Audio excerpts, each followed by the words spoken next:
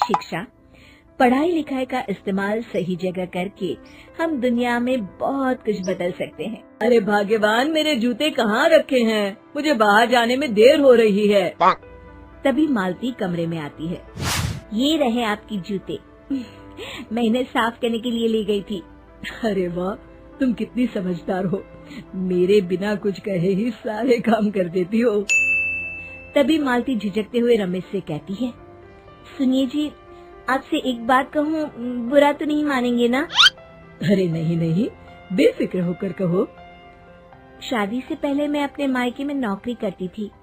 मैं चाहती हूँ कि अब मैं फिर से नौकरी करना शुरू कर दूँ। वैसे भी सारा दिन घर में बोर हो जाती हूँ। देखो मालती, तुम्हारे नौकरी करने से मुझे कोई ऐतराज नहीं है, लेकिन तुम्हें एक बात बता दूं, हमारे खानदान में आज तक कभी किसी औरत ने नौकरी नहीं की। फिर भी एक बार तुम माँ से पूछ कर देखो, अगर वो तुम्हें नौकरी करने की इजाजत दे देती है तो अच्छी बात है। रमेश वहाँ से चला जाता है। फिर उसी शाम मालती अपनी सास के पैर दबा रही होती है। तभी उसकी सास मालती से कहती है, अरे क्या बात है बहू, आज तो ठीक तरह से मेरे पैर नहीं दबा रही। किसी ख्याल में खोई पड़ी है क्या? मैं भी तो जानूं आखिर बात क्या है। दरअसल वो माँ जी। अरे हाँ हाँ बोलो, इतना सोच क्यों रही हो? माँ जी, अगर आप बुरा न माने तो मैं नौकरी करना चाहती हूँ। घर के काम करने के बाद मेरे पास काफी वक्त बच जाता है। मालती की ये बात सुनकर उसकी सास गुस्से में कहती है, अरे बहू, तेरी तबीयत तो ठीक है ना? आज ये कैसी बहकी बातें कर रही है? भला हमारे खानदान में आज तक कभी किसी औरत ने नौकरी की है जो तू नौकरी करने की बात कर रही है, हैं?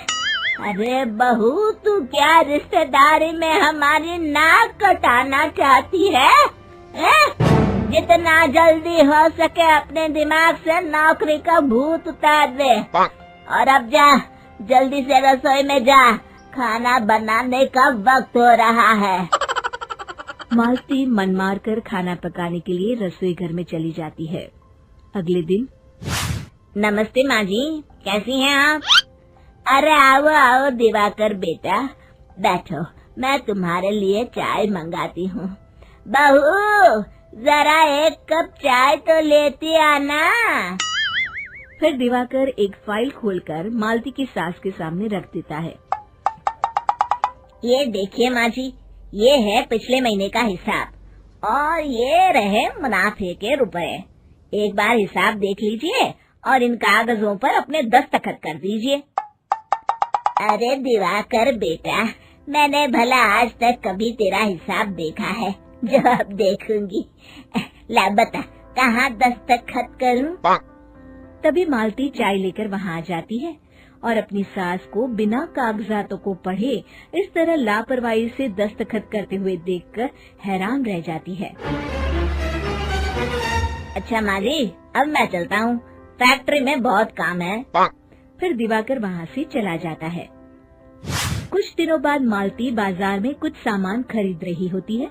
तभी एक बूढ़ा आदमी उसे आवाज देता है, अरे मालती बेटी, कैसी हो? मुझे पहचाना? मैं तुम्हारी कंपनी में मुनीम का काम करता हूँ। हाँ चाचा जी, मैं आपको बिल्कुल पहचानती हूँ। कहिए, कैसे हैं आप? मैं तो ठीक हूँ।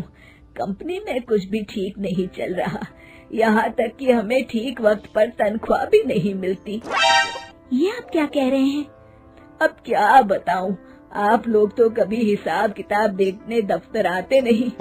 मेरी मानो तो एक बार आप लोग दफ्तर आकर सारा हिसाब किताब देख लो, आपको असलियत पता चल जाएगी। अच्छा बेटी, अब मैं चलता हूँ, देर हो रही है। फिर वो बूढ़ा वहाँ से चला जाता है। वहीं दूसरी तरफ मालती घर पहुंचकर अपनी सास को सारी बात बताती है।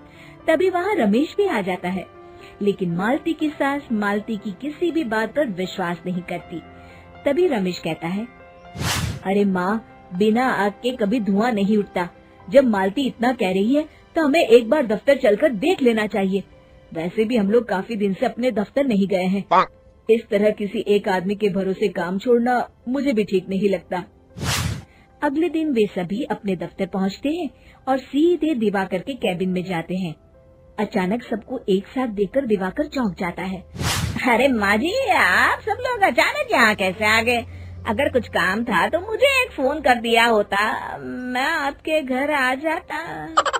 तभी मालती की सास कहती है, अरे दिवाकर बेटा, आज मैं हिसाब देखने दफ्तर आई हूँ, जरा मुझे पिछले 6 महीनों का हिसाब दिखाना तो बेटा। दिवाकर घबराते हुए हिसाब की फाइल मालती की सास को देता है। मालती की सास फाइल लेकर मालती को देती है और कहती है, ले बहू, देख ले हिसाब। मालती फाइल को बड़े गौर से देखती है और अगले ही पल उसे सारी गड़बड़ी समझ में आ जाती है। वो अपनी सास से कहती है, माँ जी, मुनीम चाचा बिल्कुल सही कह रहे थे। हमारी कंपनी में पिछले 6 महीनों में जितना मुनाफा हुआ है, हमें उसका आधा पैसा भी नहीं मिला। यूँ समझ लीजिए कि 1 रुपये में सिर्फ चवन्नी ही हमारे हाथों में आई है। मालती की बातें सुनकर मालती की सास गुस्से से दिवाकर को पूछती है, क्यों दिवाकर, मेरी बहू जो कह रही है वो सच है? दिवाकर समझ जाता है आज उसका भांडा फूट चुका है।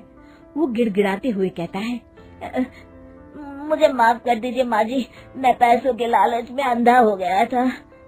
अरे वाह दिवाकर, तू तो एक नंबर का चोर निकला।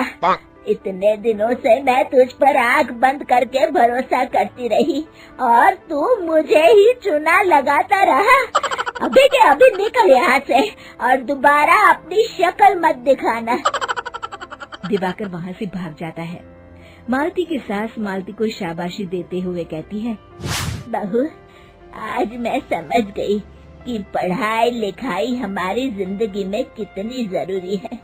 मैं बहुत किस्मत वाली हूँ जो मुझे तुझ जैसी बहू मिली है।